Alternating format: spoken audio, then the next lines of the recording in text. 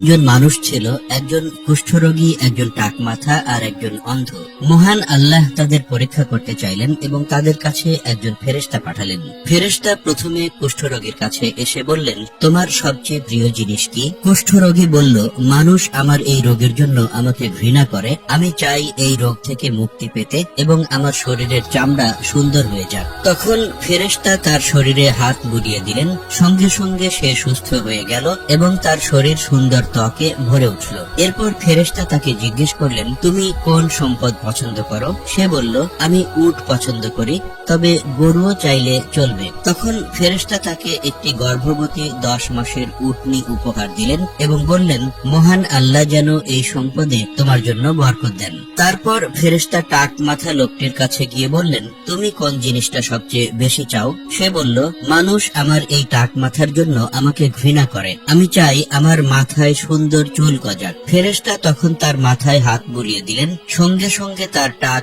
ভালো হয়ে গেল এবং তার মাথা ভর্তি চুলে ঢেকে গেল। এরপর ফেরেশতা জিজ্ঞেস করলেন, তুমি কোন সম্পদ পছন্দ করো? সে বলল, আমি গরু পছন্দ করি। ফেরেশতা তাকে একটি গর্ভবতী গাভী দিলেন এবং বললেন, মহান আল্লাহ যেন তোমার এই সম্পদে বরকত দেন।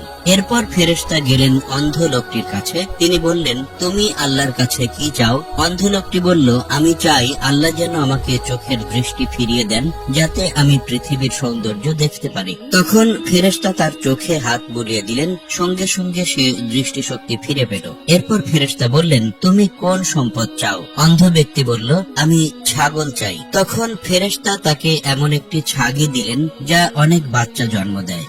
সময় গড়িয়ে গেল, উট, গরু আর ছাগলের বাচ্চা হতে লাগলো। এই তিনজন মানুষ অনেক উট, গরু আর ছাগলের মালিক হয়ে গেল। একদিন ফেরেশতা মানুষের বেশ ধরে সেই কুষ্ঠরোগীর কাছে এলেন। তিনি বললেন, আমি একজন দরিদ্র মানুষ, আমার সব সম্পদ শেষ হয়ে গেছে, আজ আল্লাহ ছাড়া আর কারো সাহায্য পাওয়ার উপায় নেই। তুমি তো আগে কুষ্ঠরোগী ছিলে, আল্লাহ তোমাকে সুস্থ করেছেন, সুন্দর রং আর ত্বক দিয়েছেন, অনেক সম্পদও দিয়েছেন। তোমার সেই দানের মধ্যে থেকে আমাকে একটি উট দাও, যাতে আমি আমার গন্তব্যে পৌঁছাতে পারি। কিন্তু সেই লোক বলল, আমার এই সম্পদ আমি আমার পূর্বপুরুষদের থেকে পেয়েছি। ফেরেশতা বললেন, তুমি যদি মিথ্যা বলো তাহলে আল্লাহ যেন তোমাকে আগের অবস্থায় ফিরিয়ে দেন। এরপর ফেরেশতা টাক মাথা লোকটির কাছে গেলেন, আগের মতোই কথা বললেন। টাক মাথা লোকটি বলল, এই সম্পদ আমি আমার পূর্বপুরুষদের থেকে পেয়েছি। ফেরেশতা বললেন, তুমি যদি মিথ্যা বলো তাহলে আল্লাহ যেন তোমাকে আগের মতো করে দেন।